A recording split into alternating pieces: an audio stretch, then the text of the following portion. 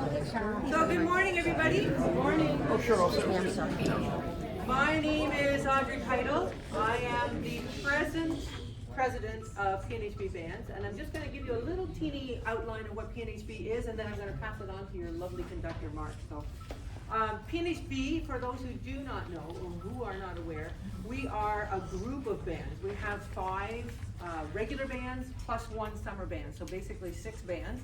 The 5 bands that we have during the regular season, they run from beginner all the way up to advanced. So if you're somebody who has never played music, or you're starting for the first time since high school, or you've played a different kind of instrument, but you've never played a concert band instrument, Green Band would be your first band, and this is this year's Green Band who are going to perform for you today. And then you would move up to Jubilee, Allegro, Skylark, and Odyssey. Those are our levels of band. And during the summer, we have 1 band where everybody, it doesn't matter what band you're in, can play together, and it's just a fun band. So when you're playing with PNHB, there is no audition to join any of the bands. So it's not like you have to go and prove yourself. You are simply going to come in, if you're joining PNHB, you're going to decide what is best for you. You will talk to the conductors, and you will see. If you're somebody who feels pretty advanced, you can move right up to the top band. If you're somebody who has never played before, you can start in Green Band. There's not a problem. And Green Band, there's no too green for green, right, Mark? So if you've never ever played music before in your life, and you've never read a music note, you are still welcome in Green Band. We will teach you. And the one thing about PNHB bands is our 4 lower bands all have instruction that go with it. So when you join PNHB, not only do you play in a concert band, but you also do sectionals where you are taught by a coach.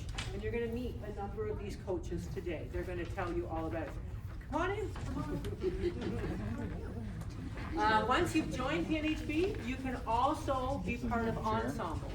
Here, I got a chair. And ensembles are small groups that are not a full concert band, but they're maybe pop music band or swing music band or flutes all together, just a flute group.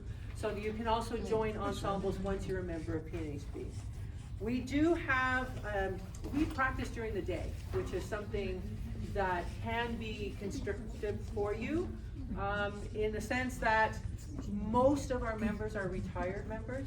Therefore, we do practice during the day, although we do have students from Trent University that play with us because they have a flex schedule. We have nurses that play with us because their schedule is flex. So what you need to have is a schedule that would be able to accommodate you in PNHB. If you're in Green Band, it's Monday mornings that you would be playing, and the other bands are on Wednesdays. So that's just something to make sure that you are aware of. In PNHB, we play for pleasure. We're playing for fun. We are not playing to be performing for the king or anything like that. Absolutely not.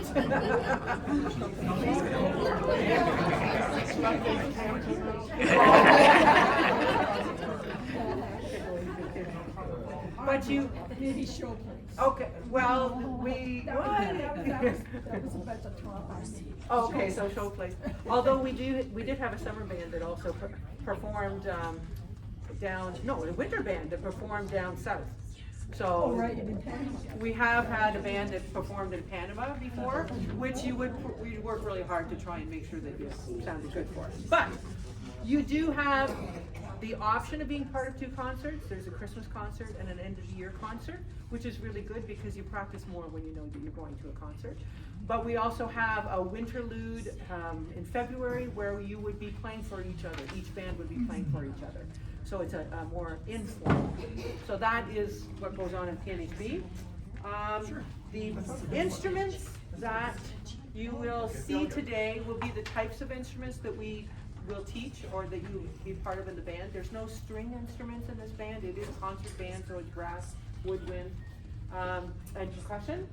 But the coaches are all here, and they're all going to show you their instruments so that you have an idea. And if you haven't chosen an instrument yet, that's fine. If you have chosen an instrument, listen to the other instruments, because once you've joined 1 band in PNHB, you may join more than 1 band. So in other words, once you've paid to be part of 1 band, if you have played flute in the past and you think you can manage your flute, you can go in Allegro band, but you can start a different instrument in green as well with no extra cost. So there's lots of options for you. I encourage anyone who's new here to come to the PNHB concert on Friday, because it'll show you all the different bands and what their levels are. It is at, it's Friday, March 30th at 7 p.m. at Calvary Pentecostal Church. Pardon? May, thank you. Thank you so much. And just so you see, we're pretty easygoing here, and it's okay. We make mistakes, I make mistakes, and it's perfectly okay. For members who are joining the green band, your conductor is Mark Hiscock. And Mark has been a pleasure to work with. Everybody enjoys working with Mark. I think he did this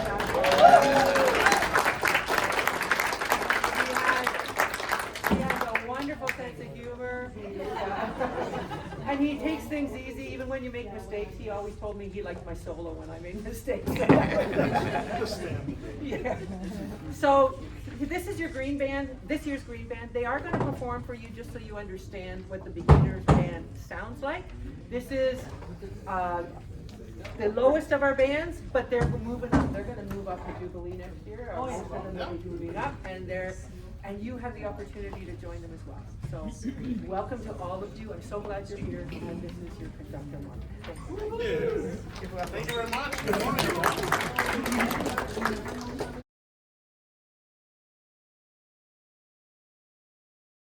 Good morning. Yes, just a few things I'm going to sort of add to what Audrey said about what I call my shades of green.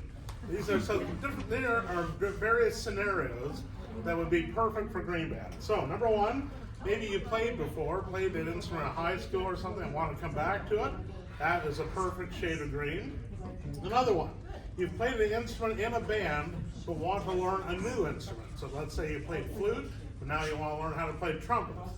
I don't know why, but it's oh, sorry, Charmaine.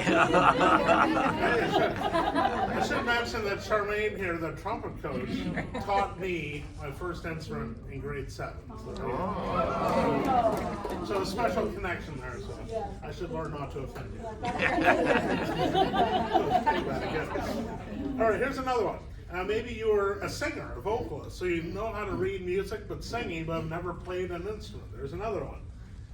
Played piano, which is a great start. If you know how to play piano, I think you'll find the instruments are become a little easier. You play piano, but a soloist, it doesn't have to be piano, but usually piano, but want to learn how to play with others, like in a band format. There's another one. Fifth one, you can play music, but you can't read music. So that is like you play by ear. I mean, it's very hard to play a flute by ear. It's very tough, but some people can do it. So there you go. So this is how to read music, not just learn how to play it.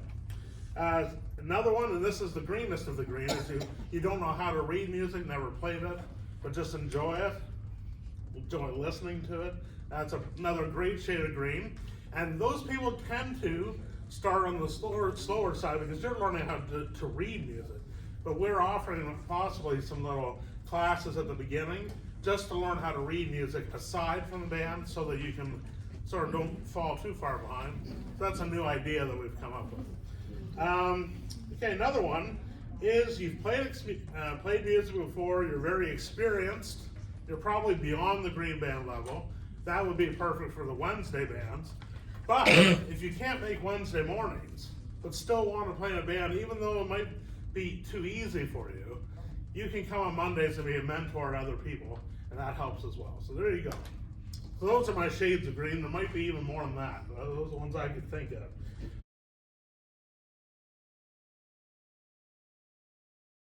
But this is the green band for this year, and we are going to play a song for you now. We're going to play one a little later as well.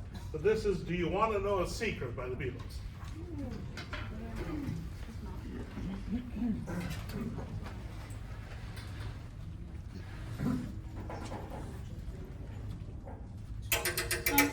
Yeah, we don't do that.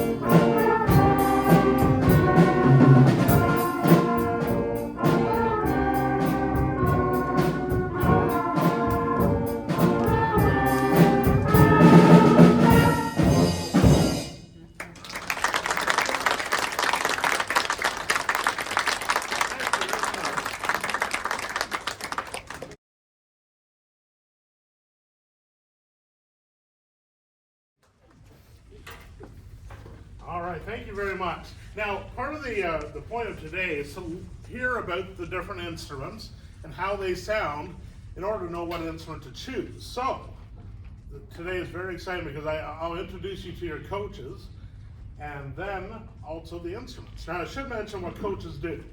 They coach sectionals, which is every Monday from 9 to 10, you get instruction in your instrument type.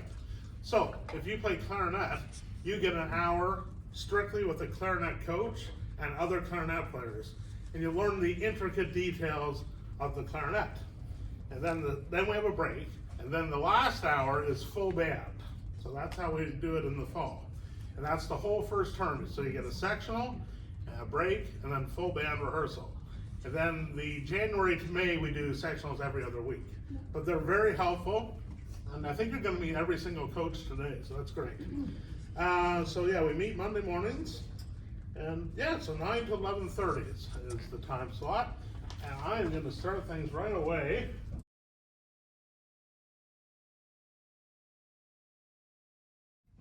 With an instrument I've already mentioned, the flute. So, flute is first, not because it's the most important, although it could be argued that it is. There's a lot of wonderful melody parts, and we're going to start with the wonderful flute coach. This is Ben Jackson. Ben conducts our summer band and is also one of the 5 main conductors we have with the organization, as well as being a flute coach. So there you go, Ben. Which hat am I wearing today? Welcome everybody, this is the flute. They come in a couple varieties. Mine has a little goldish tinge to it. Many are silver looking. And we play the flute by blowing across what's called a tone hole, and we hold it horizontally. Most instruments are held vertically, but the flute goes horizontally, which is a little bit different and can be a little bit challenging to get onto.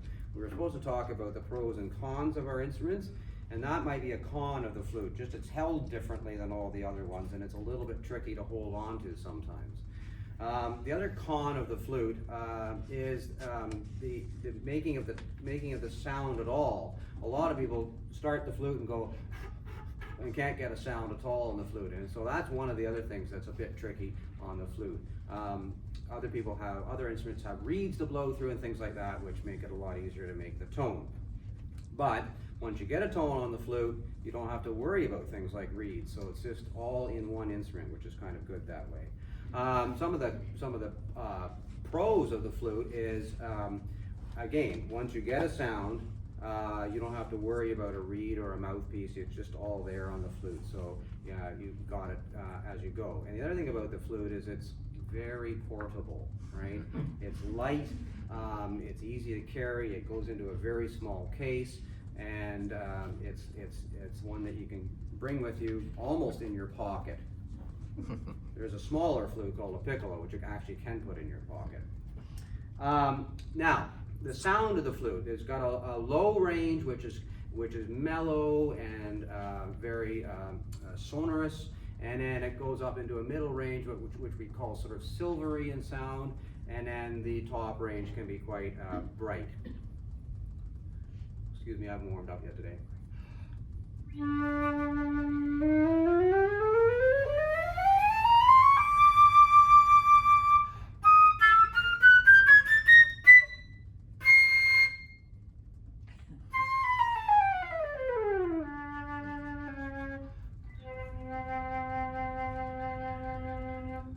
There's the range of the flute, from a low C to a very high C, and you can kind of tell the difference in the sound of it.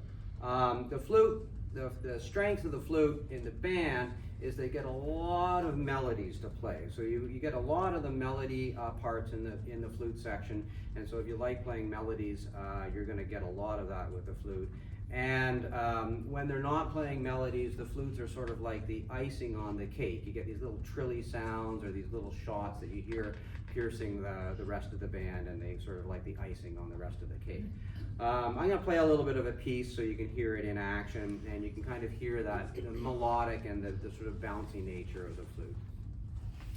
This is a movement from a fantasy by Telemann, a Baroque composer.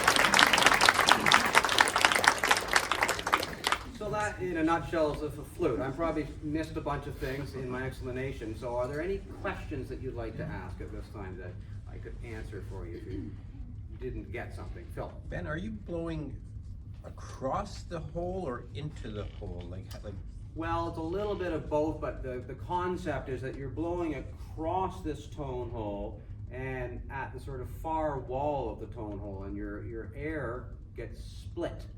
And all sound is vibration, and so the vibration on the flute is that split air that creates the vibration, much like a plucked string on a guitar, for example. Yeah. Like blowing across a pop bottle. Sort of like blowing across a pop bottle. Yeah, it's similar. Yeah. Any other questions? Good. All right, there, that's the flute.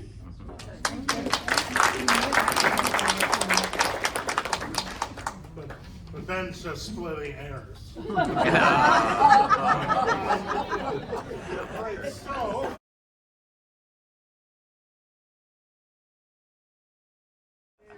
Next instrument up, this next instrument is one of my favorites. I love the double reed instruments, and I make fun of them a lot of the time, but I deep down, it's one of my favorite instruments. That is the oboe. And today we have the wonderful oboe coach, Tori Owen, fresh off of Mahler yesterday. Oh, is that Saturday? Sorry, Saturday. Yesterday. That's right, Saturday. Anyway, so here is Tori to demonstrate the oboe. Hello, everybody. The oboe, I think we're going in score order, actually. Yeah. Higher stuff to lower stuff. So flute, we sit in the front row beside the flutes, as you can see. And technically, I think the oboe is actually a little smaller than the flute. Slightly shorter, yeah. And but it's a little heavier. So it might actually be the second shortest instrument if you count the piccolo, oddly enough. Now, the deal with the oboe, though, is that there's no tone hole or blowhole or anything like that. We have a double reed. So there's a class of instruments, bassoons and oboes, that don't just have a reed. We have two reeds. They're actually tied together, and you can blow them two ways. Lovely, I know, right? That's the crow, but the real way you play it sounds like this. So, not quite so bad, right? So, what we do is we take this, we put it in this. Let's see what happens. I haven't warmed up yet either today. And this little guy has blown Mahler 4 or 5 times this week. We'll see if he's got anything left. Here we go.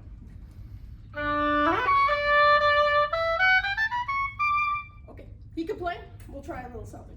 So, the oboe is great for doing, you hear a lot of solos and orchestral work. Does anyone know Schubert? Remember Schubert?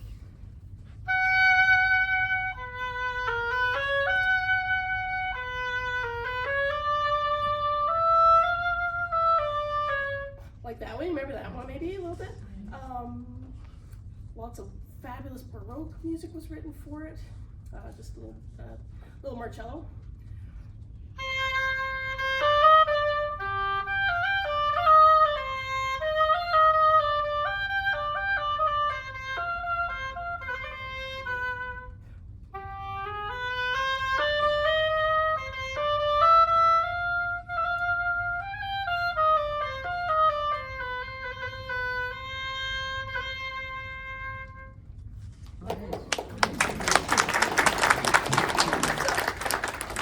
Pros and cons, let's see.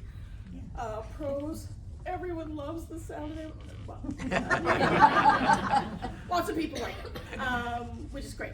It helps, a con might be, is it helps if you already know an instrument under your fingers or, blowing it somehow. It takes a little patience to do it from scratch. You'll find you get a little further, a little faster if you've already got something. You sort of in your brain and in your fingers a little bit. The reeds are not something, let's see. You can buy them at Long and McQuaid, but they're a little ducky. The good news is that I make reeds and I adjust them for all my students whenever I see them in sectionals. So I help you sound good too. Interestingly enough, not only do I coach oboe, I also coach Recorder, yes, we've had recorder before, oddly enough, and we still have, I think, John's still doing Contra, I think, right? Yeah. Yeah. In, which, I don't remember which band. What's he playing Contra in? Which is like a huge recorder. It's like a bassoon. Anyway, cons, it has a little bit of back pressure. Well, a little bit. It's got some back pressure. It's not unlike, say, a trumpet. A little bit sort of in that class of. So if you got a lot of hot air, baby, you're in. You can do it. It's also not that heavy, and like I said, it's shorter than a flute. Let's see, it's heavier than a flute. You've got all your weight on one thumb. Let's see, let's put some other goodies. I guess that's mostly about it. I'm sure I've forgotten something else. Oh, in a pinch I help with flute, but that's not very exciting. How long do your reeds last? Depends what you play. So if you only have one reed and you play it in band every day and practice every day, it may run out in like a couple weeks to a couple months. So if you have a few reeds, they rotate like a couple. Ideally, you get 2 or 3, and you sort of rotate them. And some reeds, it's funny, you know, they're made out of a grass called a rhododendron. It's the same reed that you use for clarinets. But if you remember in cartoons how there's like the sort of the fishing poles that they had, they're like bamboo, right? Well, that's a rhododendron.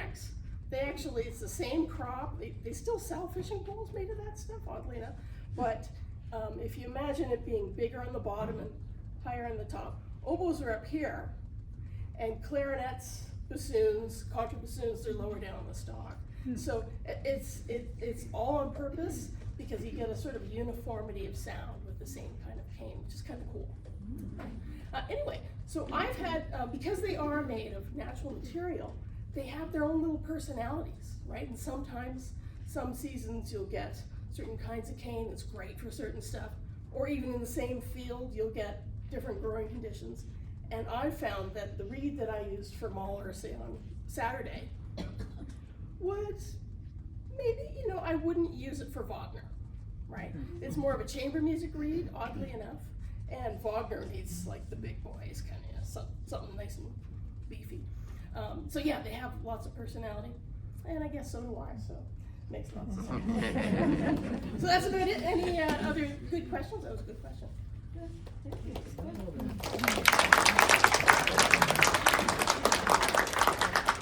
Thank you very much, Tori. She mentioned the bassoon, which is another double reed instrument, but we're going to introduce it later because she's doing a duet, so I'm going to save it to the end.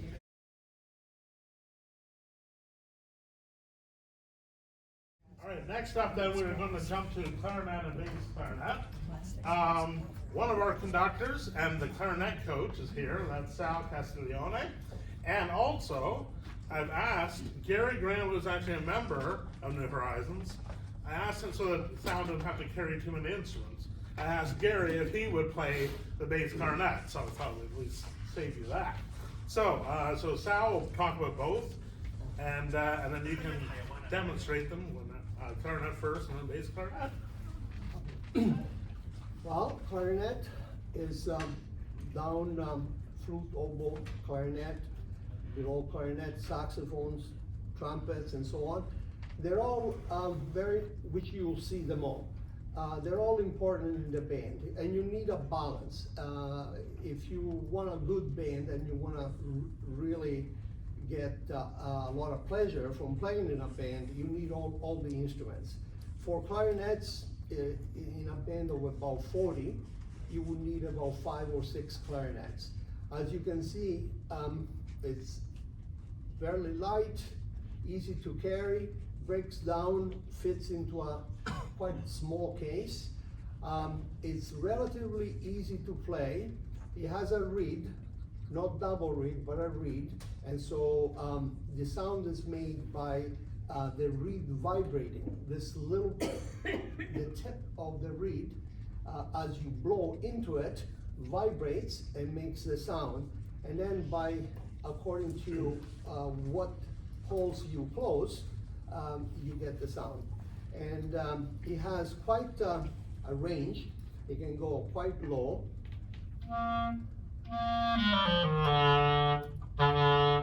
And higher. And higher. So it can go fairly high to low. And I'm gonna play you a little piece just to give you a little idea of what it sounds like. This is Lady Gaga Fugue.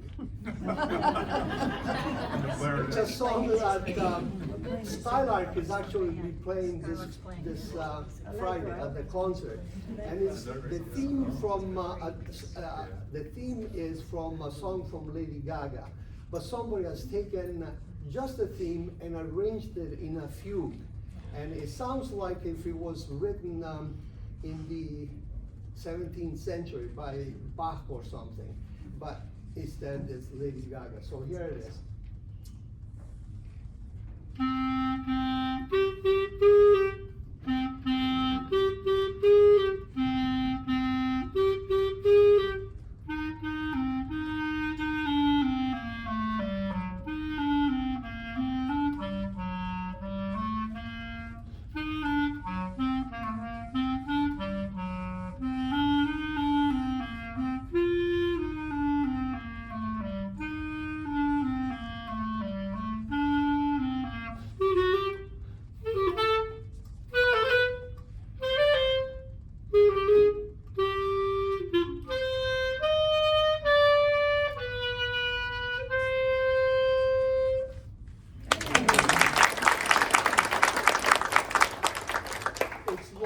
That, but I thought just to give you a snippet and keep it moving. Any questions about the clarinet? And if you are interested in the clarinet, I think Gord has one for sale today at a really good price, so you don't have to rent it or anything. I would say at the price that he mentioned to me, unless he changes his mind opposite, I say get it. Anyway, the clarinet. Any questions? Okay, questions? So how, the fingering for the clarinet, is it the same, similar to oboe and saxophone? Oboe has a double reed. As Tori said, is two reeds joined together. Yeah. And it is very similar to the saxophone. It has one reed. But the fingering wise. Fingering. Oh, fingering. Fingering wise. Fingering is very much the same, but the fingerings are different names. Like for example, if you put this thumb 1, 2, and 3, thumb 1, 2, and 3 in clarinets, it's G, but for flute I think is D. For saxophone is also D. So the names may change, but similar. Yes. So the fingering, is it like a pattern that you just lifting a finger, going up and down? It is. If you play it with no fingering, it's G. Then you add 1 and you go down the scale, G, F, E, D, C, B. And each time you add 1 finger, it goes lower. So it's like, so as I'm playing each finger, think G, in reverse order of the alphabet.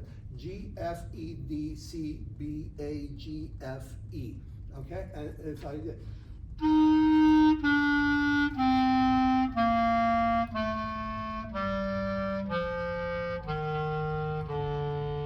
and that's the lowest note. So by the time you reach the low E, you have 4 fingers down, 4 fingers down, and the hole on the back. You need a bit of dexterity, but so do you for the flute, so do you for the sax. Each instrument has its own challenges. This is one of them. Any other question? Thank you.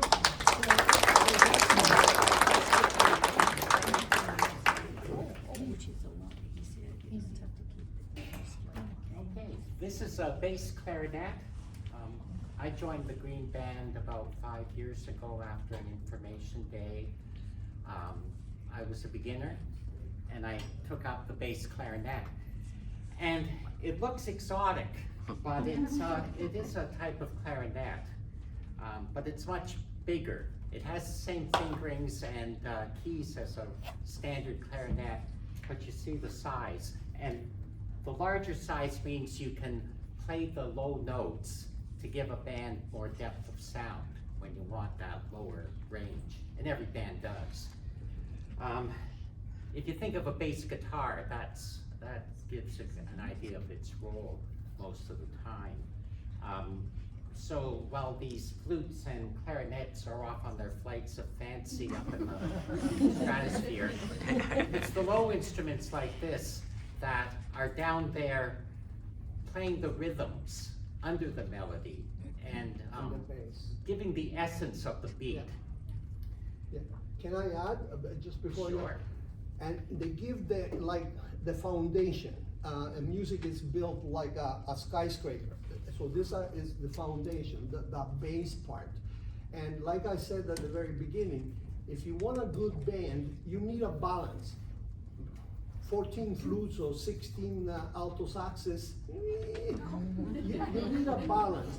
And the balance also comes with the basses. So you need a bass clarinet, you need a baritone sax, which you'll see later, big one. You need a tuba, and trombones and baritones. So you need a bassoon, so you need everything. But I should add that the bass clarinet can also stand on its own. It can play, you know, pretty much anything you want. It's not just a backup instrument. I played bassoon at the same deal.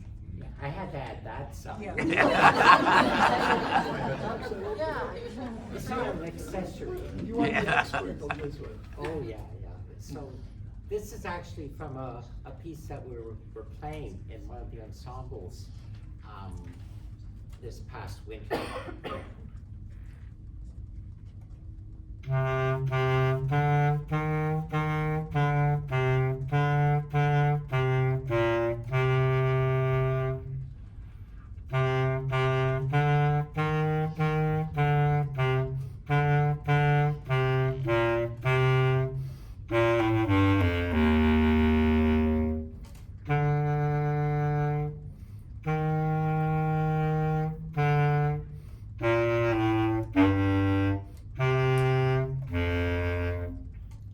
Anyway, that gives you the idea.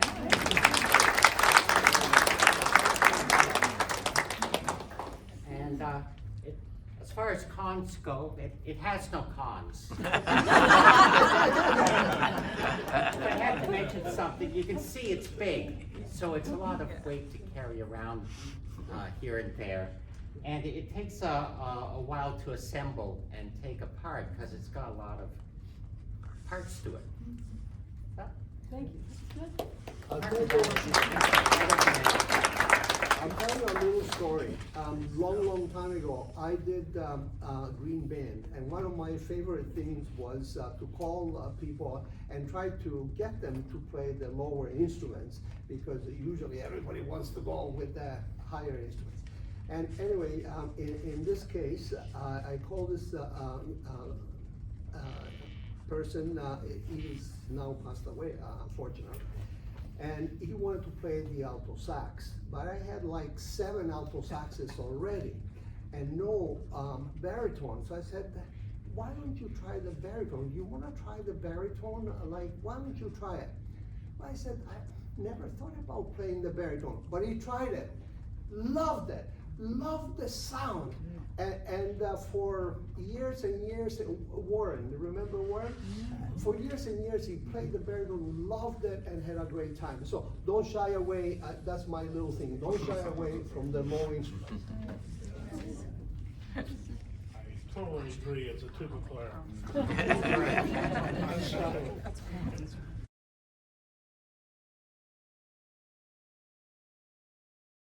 All right, great. Thank you very much, Sal and Garrett. We have one more set of woodwind instruments, and then the green band's going to play another song. The woodwinds, we finish off with the very jazzy but very versatile saxophone family. Now, unfortunately, I was saying that I tried to get the coaches to only bring one instrument. I'm sorry, John, you're the one exception. You had to bring more than one.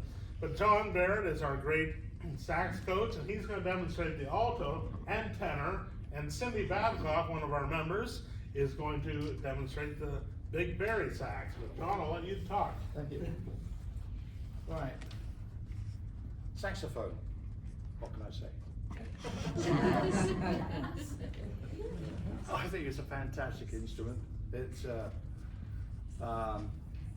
very vocal. It has different voices that you can put through the instrument.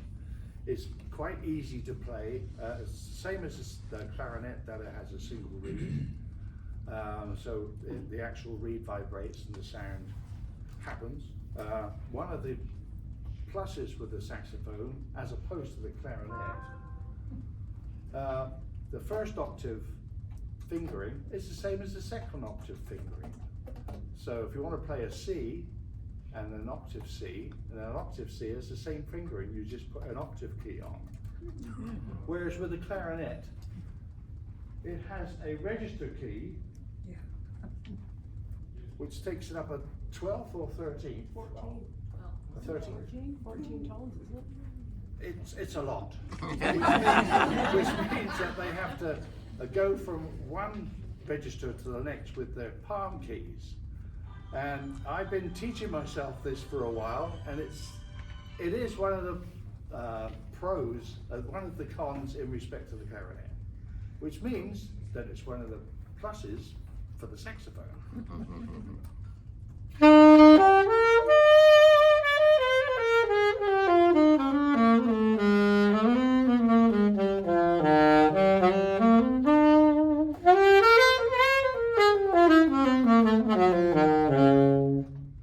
Saxophone. This is the alto saxophone. There is also soprano, which is quite a bit smaller, about the same size as a clarinet, actually. The alto saxophone is an E-flat saxophone, which means that when I play C, it's actually a concert E-flat. But then we have the tenor saxophone. I'm at a PNHB information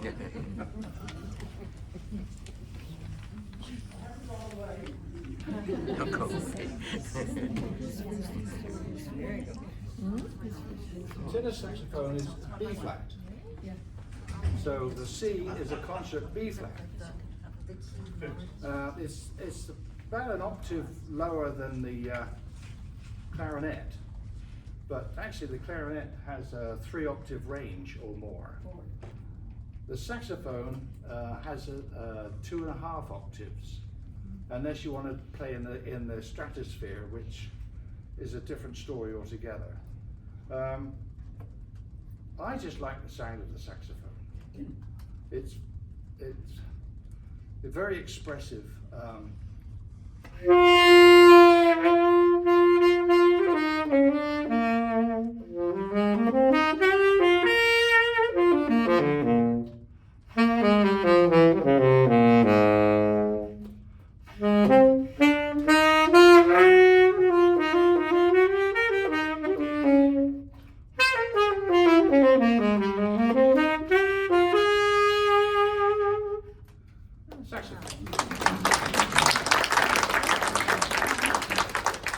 So if you don't like the saxophone, what are you doing here? And then there's a bigger one. This is the baritone saxophone. Cons, yes, it is a little heavy to carry around. I do have a backpack strap for my instrument, so I carry it on my back. I find it's much easier than carrying it in my hands around.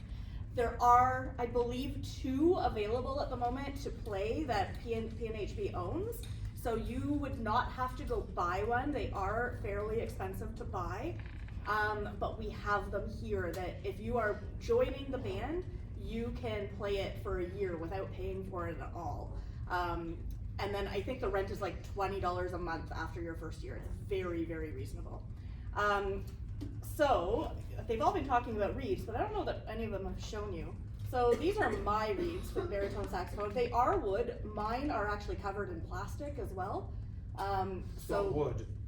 It's bamboo. It's bamboo. Sorry, bamboo is a little So, you call it a plank. You have called mine a plank because yeah. they're so big. If they're so heavy, you can't make it. If you can't vibrate the reed, it's a plank.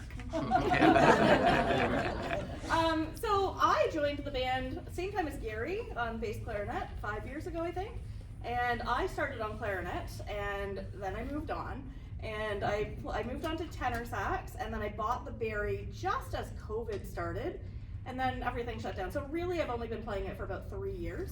But I will give you a quick little demo of the sounds. Did you practice all the way through COVID? I didn't practice at all through COVID. We had 3 people working from home, and yeah, that did not lead to any playing in my house.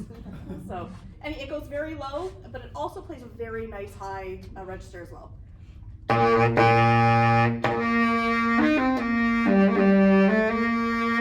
kind of then the higher range, and then the nice low range that most people know the Barry for is down here.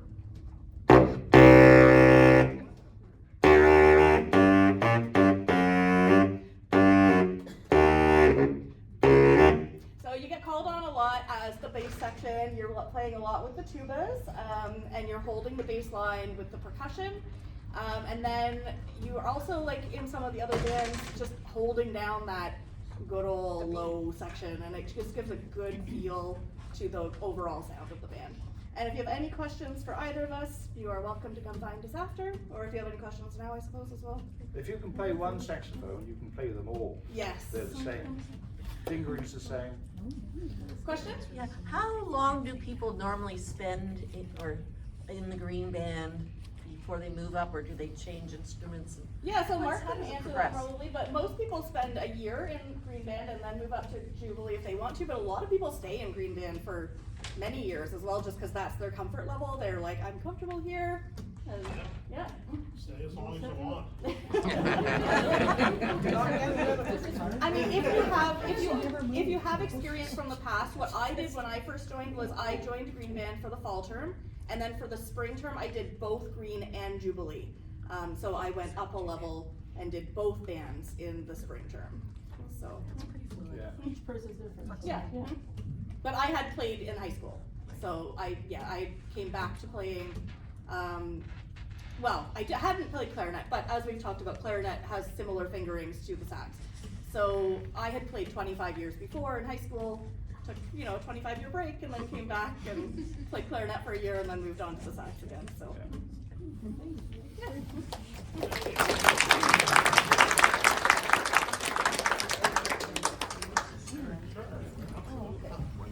One thing that I forgot to say, I just asked Mark for permission to throw in another word, is I think from all the coaches, what we recommend is that before the year starts, so towards August, the end of August or something, that you call the coach and you have at least one private lesson, 1 or 2 private lessons. And that will help with how to put it together, making the first sound, and so on and so forth. Mark said that you will have sectional, and you will have sectional. So the first thing, you'll have sectional, and we'll cover some of that. But there's no replacement for at least one private lesson to go over those very basics. Sal, before you go, would you mention that mine is available, like the instrument I play was not mentioned? Yes. And it is available for rent. Yes, yes. And so clarinets, just like the sax has 3 saxes, the clarinet too has 3 clarinets. I played the soprano clarinet, whatever, not the soprano, whatever. Then there is an alto clarinet, which she plays. She's in between, a little bigger than mine, the one that you saw, and a little smaller than the bass, and the bass clarinet. And that's, the PNHB owns 2 of them, and I think you can rent from PNHB for a very reasonable price, so. Actually, Anyway. Sal, if I can add to that, if you're a first-time green band, it's free for the first year. You don't pay anything for renting the instrument for the first year. All right, so those are the woodwinds. And now we're going to play one more song for you. We're going to play Yellow Submarine for you to complete our Beatles medley. If you want to hear more from the green bands and our other bands, the church, the old Johnson Johnson building. It's at 7 o'clock. And you'll hear all our bands at that time, and the Green Band will be playing our complete repertoire. All right, we're now going to play Yellow Submarine.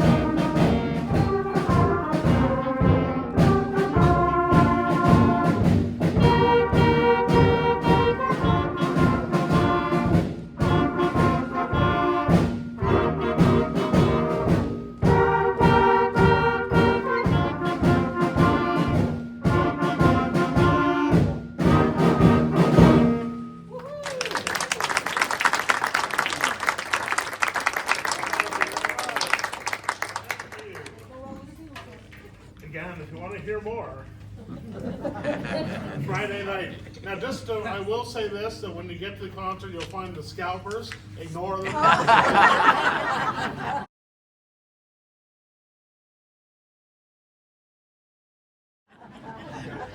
So now we're going to the brass family. There we go, we got the brass band covered. So we're going from the high to low. So we'll start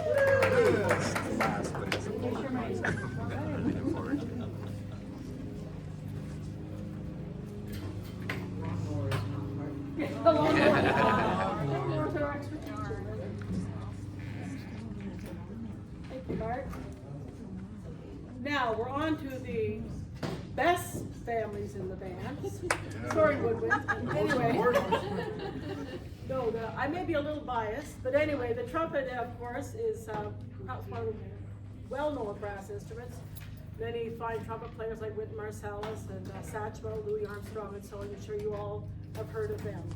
Anyway, as mentioned earlier, all sound in music is produced by a vibration.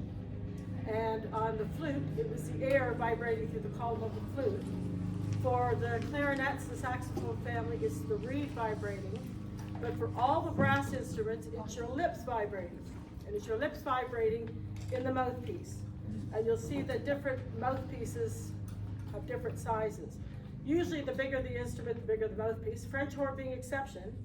It's a smaller mouthpiece than the trumpet. But you need to get a buzz.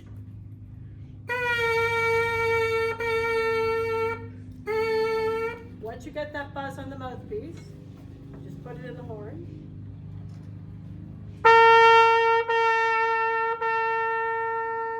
And if you really get buzzing, you can get a little side gig at fourth or down.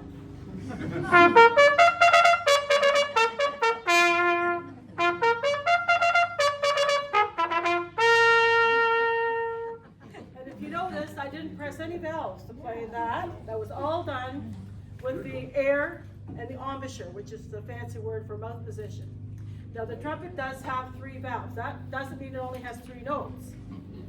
Okay, for each valve there are 7 valve combinations, 1, 1 and 2, 2 and 3, and so on. And for each of the 7 valve combinations, there's a whole range of notes, depending on how high or how low you can play. If you're Maynard Ferguson, you're up in the stratosphere. But there's easily 5 or 6 tones that can be played with each valve combination. And so that is one of the, well, cons, if you want to think of that, with the instrument, with a clarinet or the sax. You put the right fingering down and you're blowing into it right, that sound's going to come out. If I have my thumb down on the clarinet, without the register key, I'm playing an F no matter what I do. On the trumpet, if I put my first valve down, I could be playing an F, I could be playing a B flat, I could be playing a high D. But we start easy, one sound at a time, progression. And gradually you move along and you get to learn all the notes. So if you have some singing experience, you'll know what I mean. Sometimes you listen to the sound, oh, I'm not matching the, I need to sing a little higher, a little bit lower. But that comes with your playing, and we move you along at a very, gentle rate.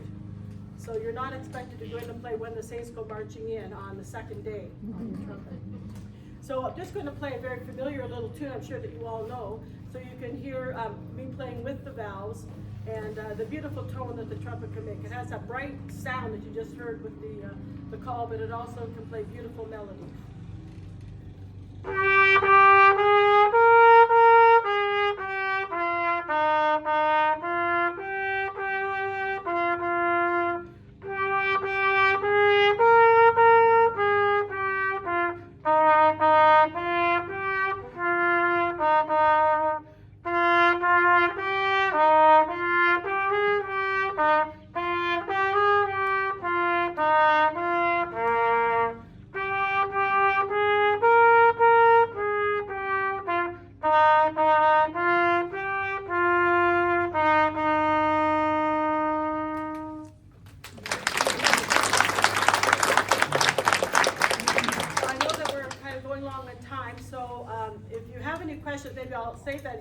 I'll be here at the end if you have any particular questions.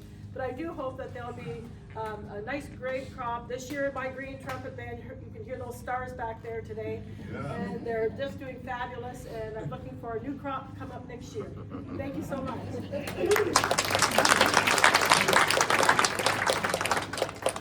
All right.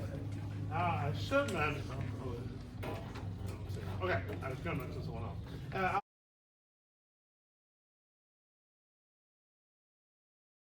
Next up, we have the French horn, the very complicated French horn. Beautiful instrument. Very special. Special. Wonderful. That's right. So this is our horn coach. This is Trish Murphy. And this is the French horn. It is not French, and so since about 1970, we've been calling it just the horn. The saxophones think they are horns, and if you see any music, jazz or anything, they talk about the horn section. They're not talking about this, they're talking about the saxophones, because they're wannabes. We are, the French horn, the horn, is a very unique instrument. It is the only instrument in the band that points backwards. Everything else either points down or out. Okay, we point backwards. Historically, that's because we used to not have any of this stuff in the middle. It used to be just a big circle of horn that you could put your head and shoulders through while you rode your horse along and told the hunters where to go. But when they put all of this stuff in, they just didn't change the rest of it. So we play it backwards. We also are the only one that plays with our left hand. All of the other brass instruments, except for the trombone, have right-handed fingerings. We have left-handed, so we're special. We're also the instrument that gets used on Christmas cards. Okay? You don't see a saxophone on a Christmas card. You don't see a tuba, but you do see horns a lot of the time. As Charmaine says, we're a pretty long instrument. We have a very small mouthpiece, but we function the same way as every other brass instrument. If you can go, you can get a sound out of this. And we change the pitch of the instrument by changing how our tongue sits, how our jaw sits, all sorts of things. But we can get just on that. putting it into the instrument, we get this.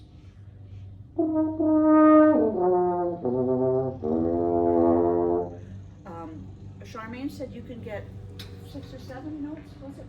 Out of one position, out of one valve position. So if she was saying that if she blew just an open note,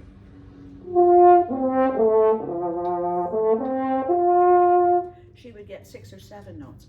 We can get up to 16, which is one of the challenges to the horn. You will never use all 16 of those. You never, ever, ever will come across those in concert band stuff. It's just impossible. But it's just aspirational to have all of these 16 notes available on the fingering chart. But if I, for example, if I go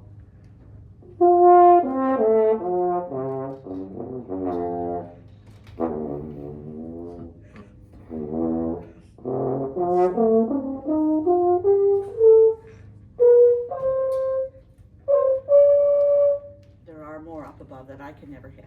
But if I put any one of my valves down, I can do the same thing, but I'll get different pitches.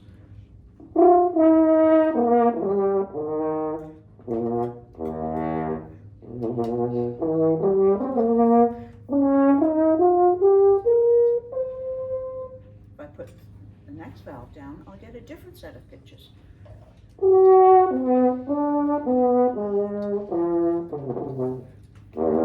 And so on. So it's because each one of these valves adds a little more piping. The theory is that out of one length of pipe, you can get all these 10 to 16 notes. And you make the pipe a little shorter, you get a different set of 16 notes. It's called the harmonic series. If you make it a little shorter, you get the same thing that happens. So by adding each one of these valves adds a little bit more, it adds this much more piping to the basic instrument. If I put 2 of them down, I'm again adding both of those amounts of pipes. So I get a whole different set of notes available to me. And that's a plus, but it's also a minus. Because if you're playing a horn, you've got to be able to pitch where your note is going to be. It is really, really easy to say, okay, I'm coming in, it's an open note. When the note that you wanted was, it's really easy to do that. So you need to have an ear, you need to know what sound you want to come out of the horn, and you need to have really good luck. I always say that the horn is the holiest of the instruments, because we blow in one end and God alone knows which one. So horns in the band serve the function really of connecting the upper instruments of the band and the lower instruments of the band. We're in the middle. Sometimes we're connecting by doing something like this.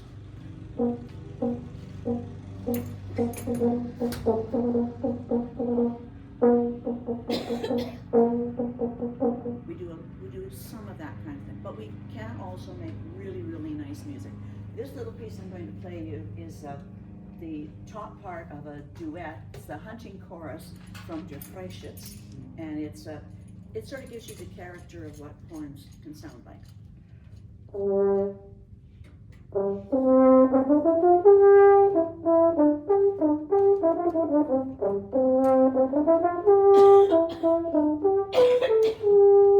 It can sound like that. Really nice sound. To me, a horn always sounds a little bit forlorn. And this is another piece, but this is a different character.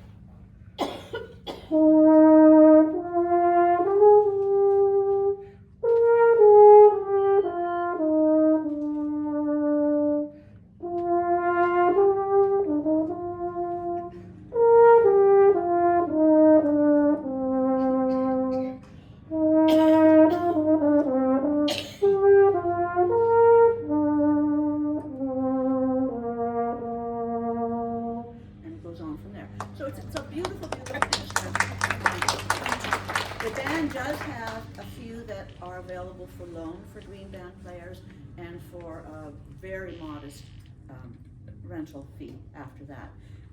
If you were to go and buy one, There are a few floating around, still around town from players who have given up playing that I can connect you with if you really want to buy your own.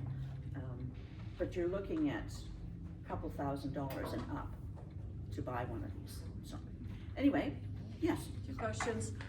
What about your hand in the bell? Do you use it to control Yes. the note or Yes. the tone? Yes. Yes and yes. Okay, so the hand is in the horn. It goes in a particular way. You don't hold it here. You don't put it, it's in there. It's the Queen's or the King's wave now, I guess, and just goes into the bell a little bit. So it gives you the support, but you can also use it differently. If you put your hand in the wrong spot, you're going to be out of tune. So you can do this.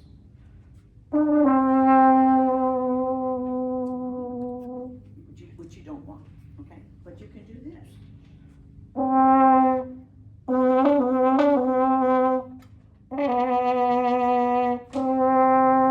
you can change some character of the sound. Some people have told me that they're afraid of playing the brass instrument at home because it's loud. And the solution to that is purchasing one of these little guys. This is a practice mute. It just goes in, but listen to what it does. I'm playing the same volume. Oh, wow. And I haven't changed how much air I'm putting through. So you can practice. I often put this in when my husband's watching TV. And he doesn't hear me. He doesn't hear me in the next room at all. So that's a solution for the volume. Trumpets and all of the other brass also have mutes that really can cut down the sound. I assume you have practice mutes available too. I never use it, I don't know. No. I have mutes, but I just, Yeah. like straight mute and solo, but I Yeah. don't use a practice mute, Yeah. you just have to put up with it. Others won't disturb you. Thanks, Chris.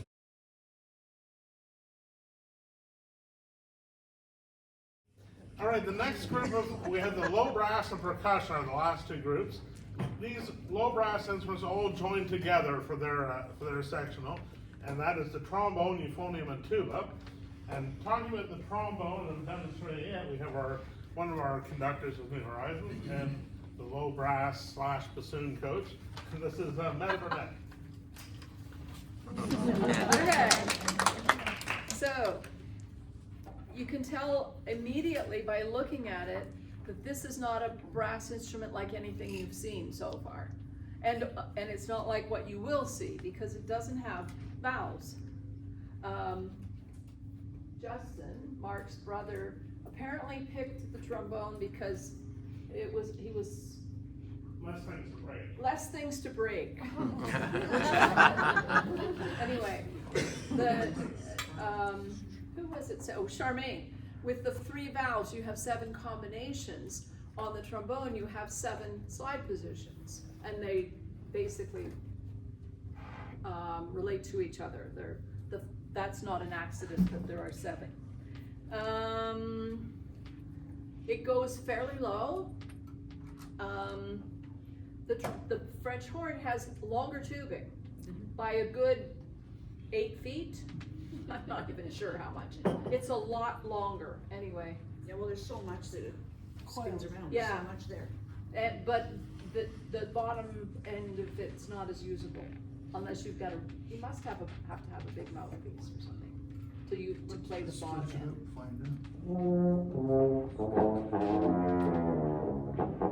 Yeah.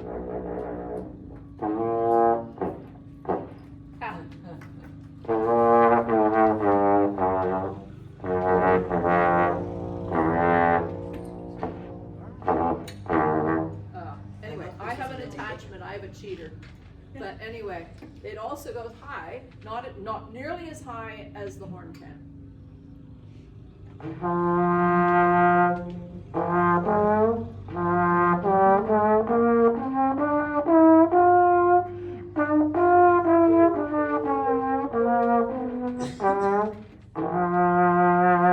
Yeah, I did warm up. Then anyway,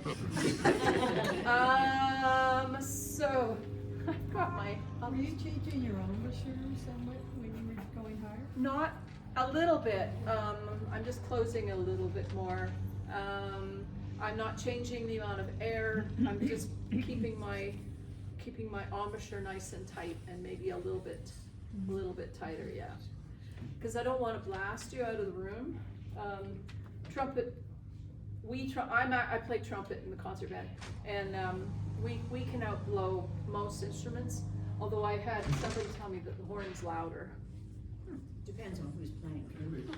There you go. That's true of a lot of instruments. Anyway.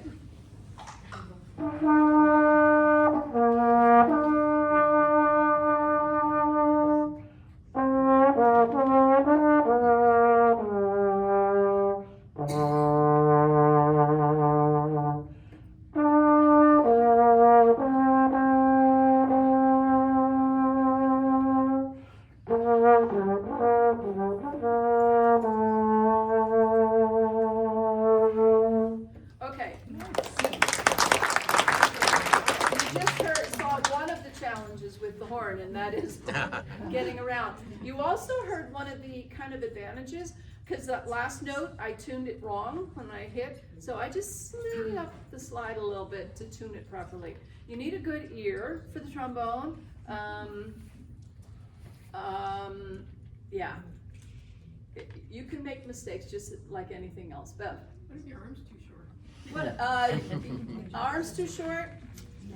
That's a bit of a challenge. I have long arms for the size of me, so I don't have a problem with getting down there. Well, speaking about arm length, the longest slide position usually is the length of your arm, and I've taught kids in grade 7. Yes. And they have no problem reaching that lowest, the 7th position is, is usually about the length of your arm, so that's. It helps, yeah. I did have, Mary Blinkhorn, her arms are considerably shorter than mine. She used to be really annoyed with that because it was hard for her to get to 7th position. But And usually they can, and Yeah. play that note as well. I can't think of any questions. Nicholas. Oh yeah, thank you. This makes the trombone unique. And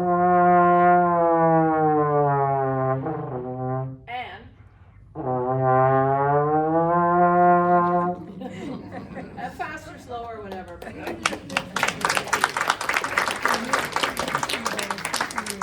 In that way, trombone's sort of like a string instrument, because the only instruments that can play like the microtones in between, Yeah. which is great. Which makes it, yeah.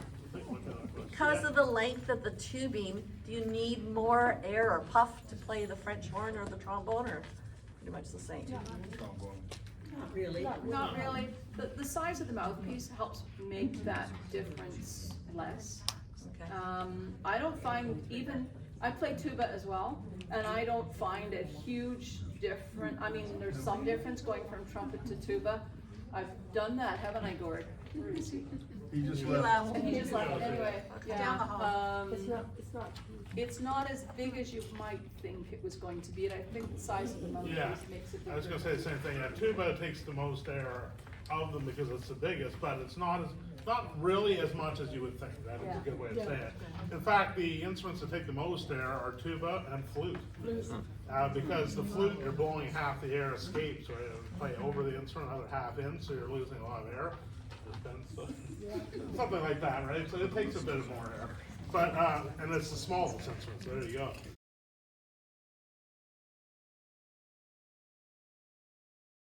All right, thank you, Meta. Now we have my favorite instrument, the mellow and wonderful, beautiful euphonium.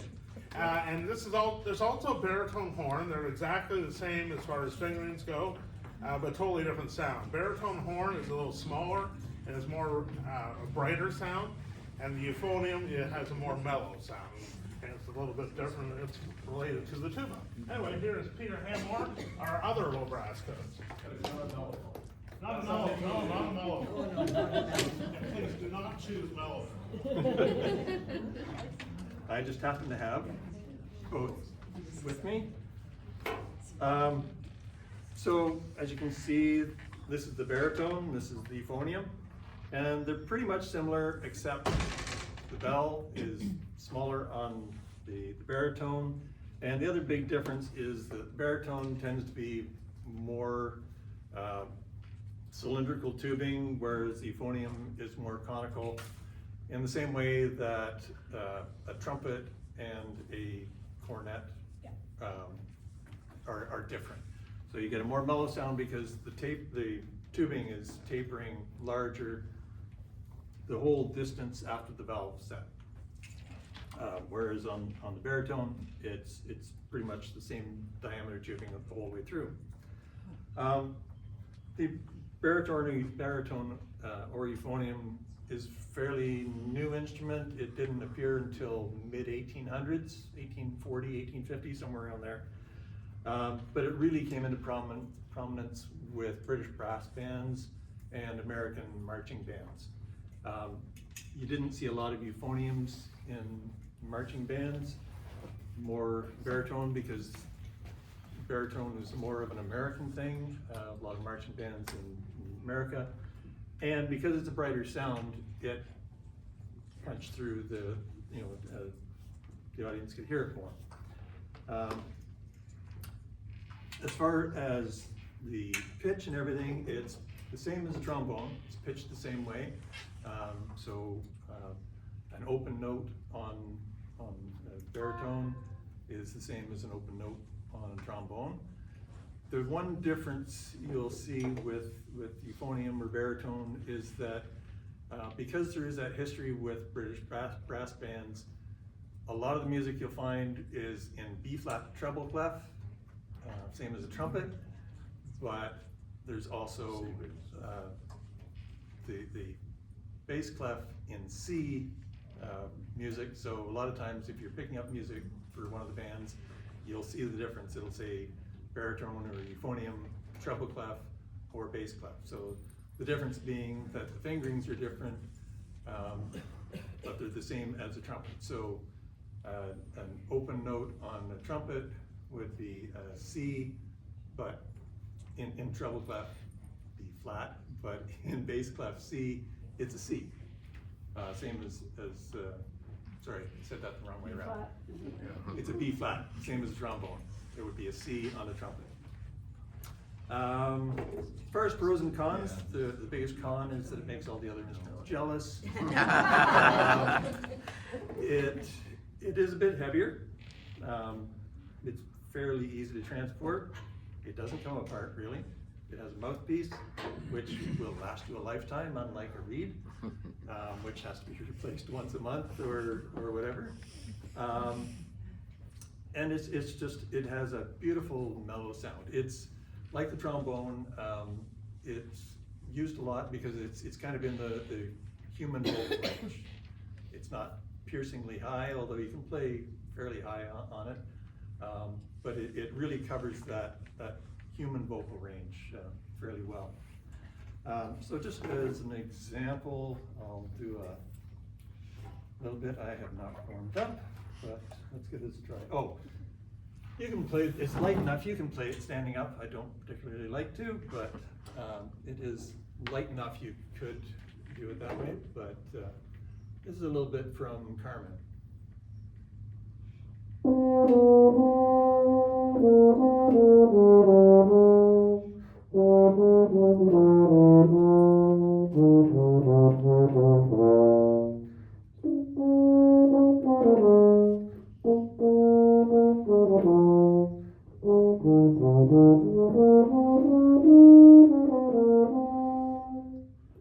So that's the euphonium. And just as a comparison, this is a little bit of what would have been typical repertoire for the baritone. This is Simone Mantilla's "Believe Me If All Those Endearing Young Charms."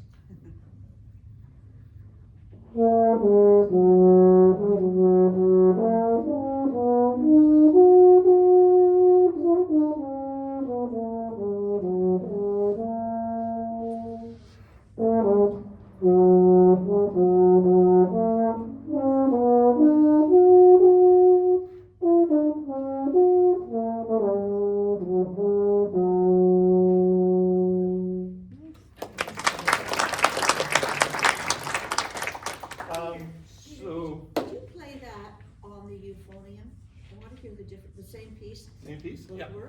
Yep.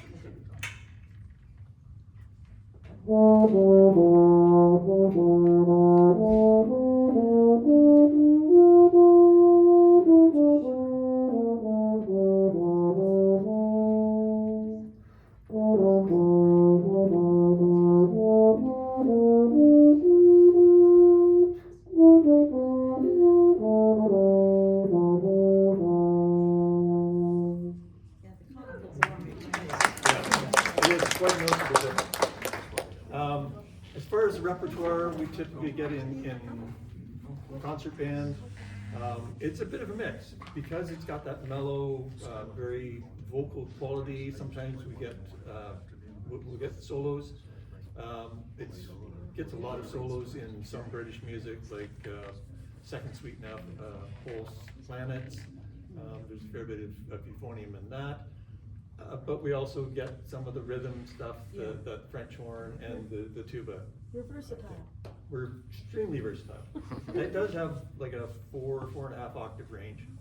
So, the other thing I should mention, this has 4 valves. So we've got the regular 3 here, but this is called a compensating horn. So it has an extra valve which gives extra range between a low F and the pedal notes.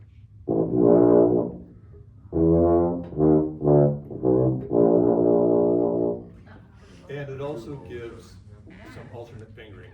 So if the pitch isn't quite right, and which is the same with any valve instrument, because of the way physics works, even though it's technically a certain fingering should play a certain note, it might be a little sharp, might be a little flat.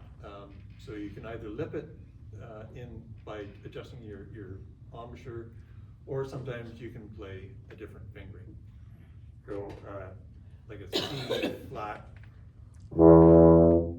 sharp.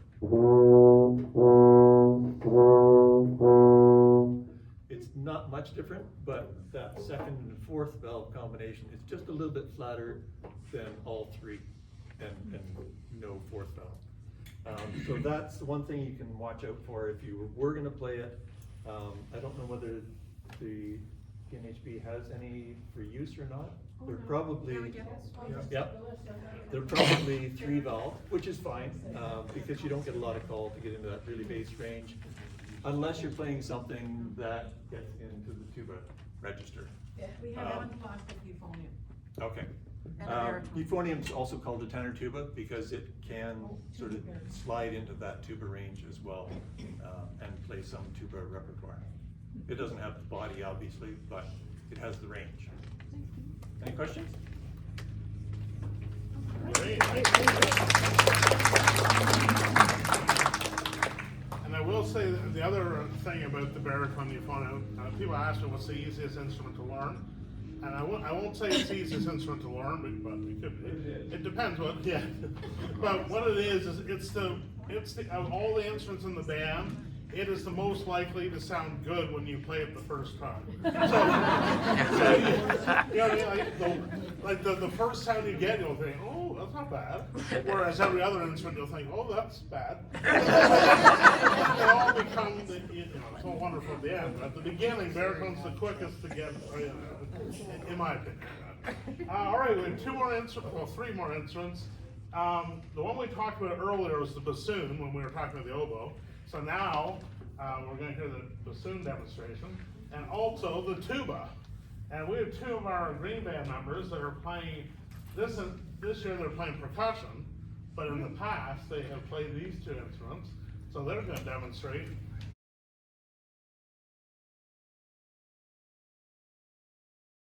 I call them the PJs, Priscilla and Jenny. Great duo.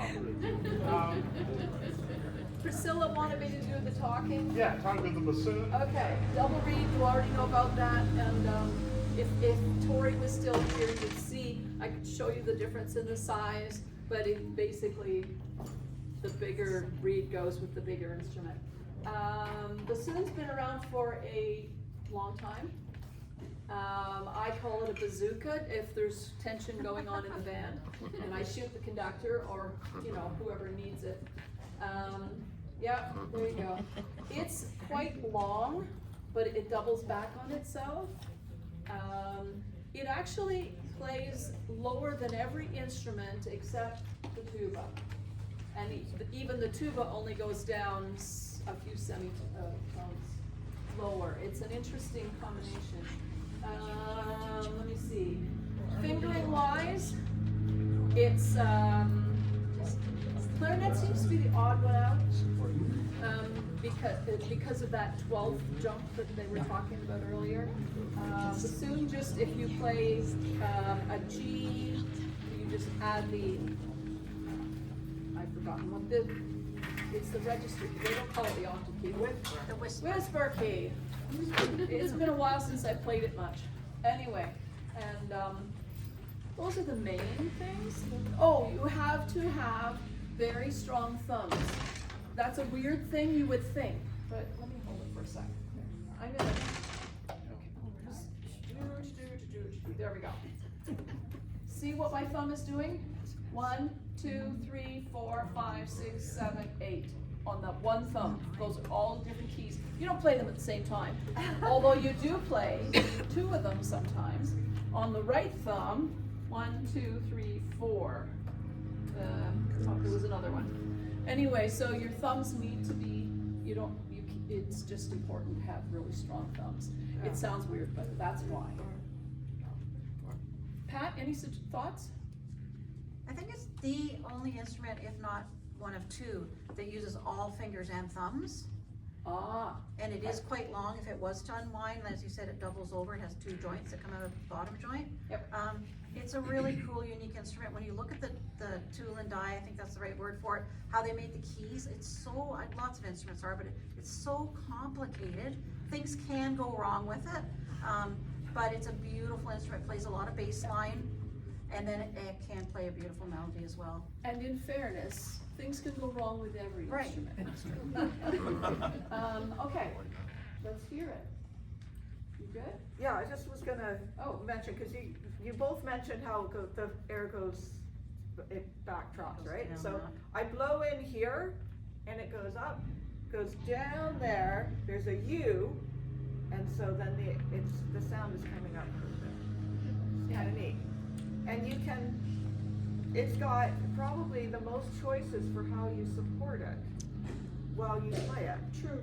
Cause I use what do we call this? Seat strap. Seat strap. I sit on the strap and it hooks on there. And then I adjust how high or low I want it. But there's also a hook on there and you can use a neck strap. Yeah. Or you can have that back strap like Cindy was talking about, and you can walk around and play it and Harness. So I was gonna show the range.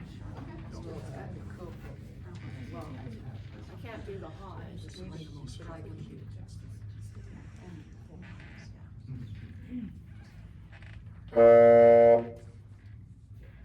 good.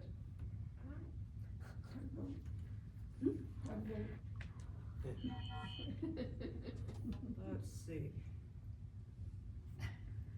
6 and 7. This is where it's interesting. There's a lot of buttons.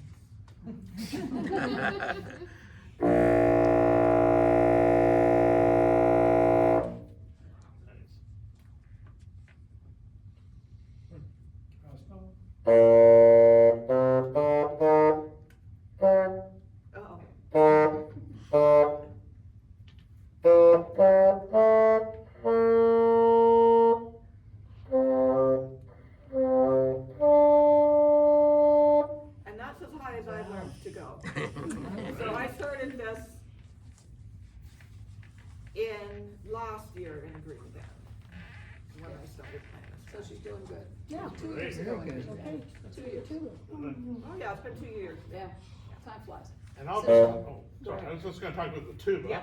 Because that's the bassoon, and the other instrument you'll hear in this duet's the tuba. It's the foundation of the band, the most important instrument in the band, the best instrument in the band. It's heavy, but when you put it up, it's not too bad because you're supporting it, you're holding it up.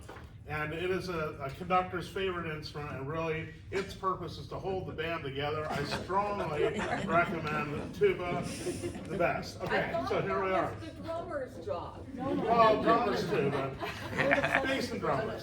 But tuba's a great instrument. So Jenny, if you could I'll just play a couple demonstrate the notes range, to yeah. the range, yeah. That'd be So great. I started playing tuba 2 years ago. I played in Green Band for 1 year, and now I'm in Jubilee with the tuba. And when I started tuba, I asked Mark, I'm a flute player, so I asked him, well, you know, what, I'd like to play something on the other team, you know, like trombone or something. And he said, well, yeah, well, you don't, I mean, not tuba. And I said, why not tuba? And so I played tuba, so that's how it started.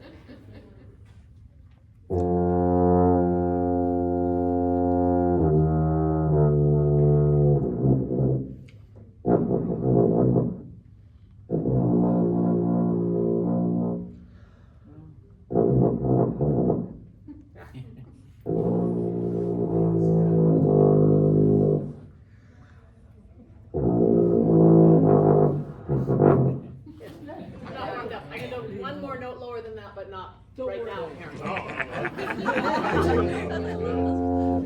Feeling the personalities there.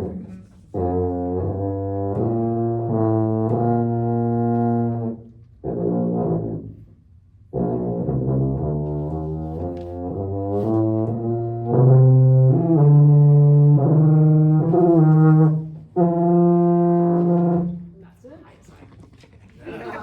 So you see, it's a huge rangy instrument. Yeah. But usually they keep you in the nice comfortable zone, so I wanna it's show good for that. something weird.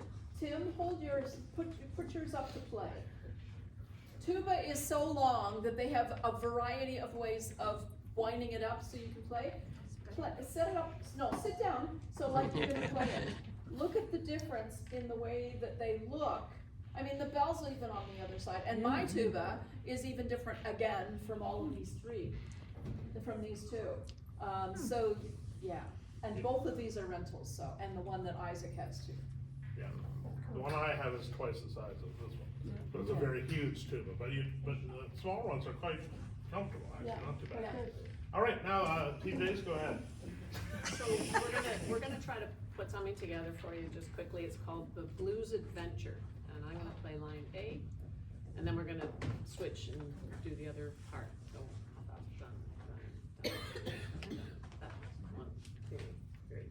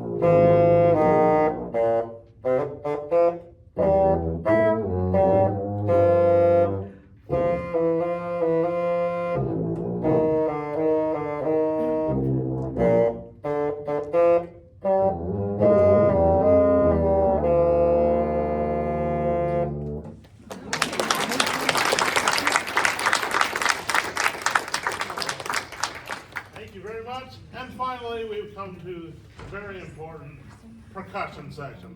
Now there's, yes, absolutely. Percussion's great because I always suggest percussion for people that play piano, but that's just my own opinion, that it helps. But you don't have to. So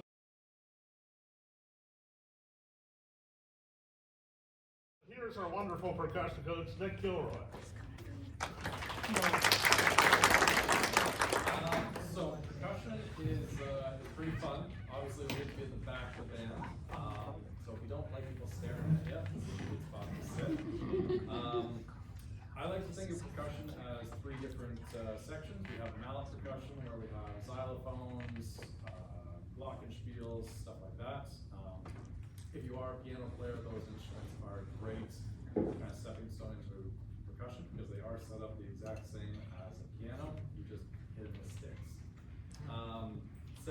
category is the drum kit. Most people know percussion as drums. I would say they're the foundation of any band. Hard to live on that, but yeah. We definitely hold a lot of power in the band. We can throw everyone off. And we do. And we do. Yes, yeah. And then the last section is always the hand percussion. So things like shakers, tambourines, claves, stuff like that. The pros and cons about being a percussion. I'll start with the cons. Obviously, things like drums, they are quite loud. So if you're hard of hearing, this is a great instrument for you.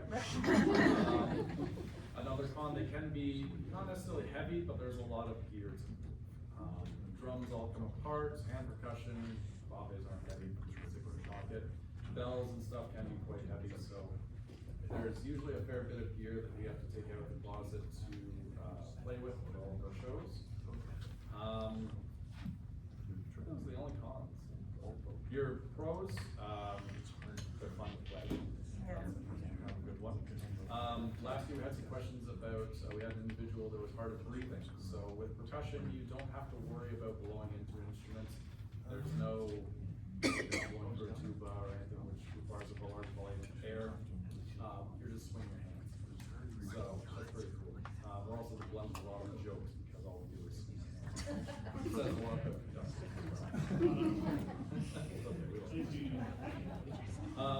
But yeah, no, I like to have a lot of fun in my sectionals, so we kind of get into a lot of different worlds of kind of different things. The one thing about percussion is that we get a lot of different things tossed at us. So if there's this weird sound effect that needs to happen in a song, percussion will cover that. So in the past, I've had to do like happy dog noises and like animal noises and stuff for like musical theater that we've done, gunshots, anvil hits, all kinds of stuff like that. So obviously you can't bring some of those things to a show, but there are ways around that. So we do definitely get into kind of a way of fun. So I'll do a little demonstration on the kit. So in Green Band, we start off fairly simple. A lot of it is kind of just marching snare drum stuff.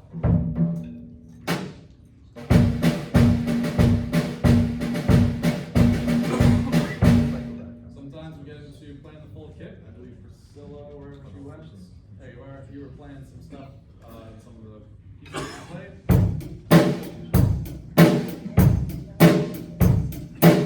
And then as you progress through the band, you get into some more technical stuff. So we kind of stick with those two worlds of kind of a military marching snare drum and then playing a full drum beat. So the next band up, we get into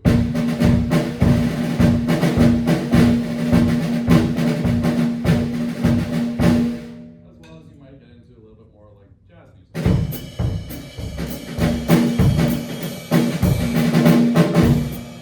Stuff like that. And it kind of progresses as you get into different levels of all bands. I know, for example, Odyssey, I've heard them play a couple times. Like they said, Odyssey doesn't have any sectionals, but you get into a bit more, fun stuff like some sing-sing.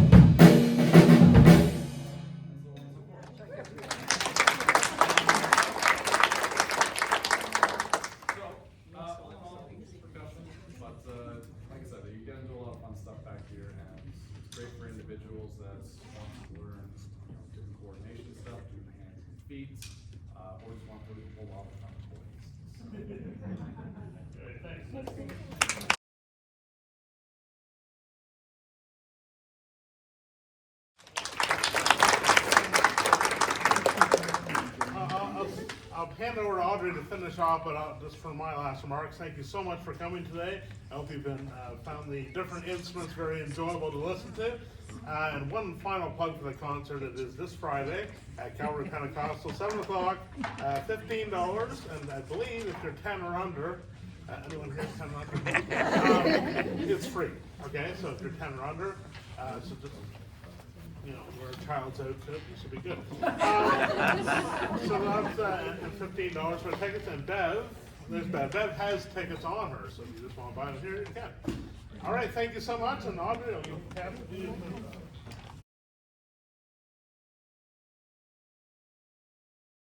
I'd like to thank everybody for coming, I really appreciate it, and I'm so glad that you got to see all the different instruments. Please, I would like to mention the concert as well. If we are doing a fundraiser, there will be percentage of our funding which will be going to Quilts for Cancer this Friday, so every year we do have a different organization for which we do provide funding for. And also I wanted you to know that the price, it hasn't changed in 3 years, but it's still not cheap. And if somebody finds the price too difficult to meet, let us know, because we can work with you and give you some kind of bursary. We do have a certain amount of money for bursary, so it doesn't, just because you can't necessarily meet the financial need doesn't mean you still can't play. We want everybody to be able to play, so please feel free to. And also, please feel free to try more than one instrument. Like if you come in September, on September 9th, because that's Green Band's first band, if you come in 8th, oh sorry, my apologies, it's the Monday. But if you come in and you think you're going to be playing one instrument and then you find it's not the right instrument for you, that is perfectly okay. You can switch instruments. Yeah. You can try more than one instrument and try them in 2 different bands. Feel free to do so. Just let us know and we'll try to make whatever matches best for you. Okay? So thank you very much for coming. Thank you.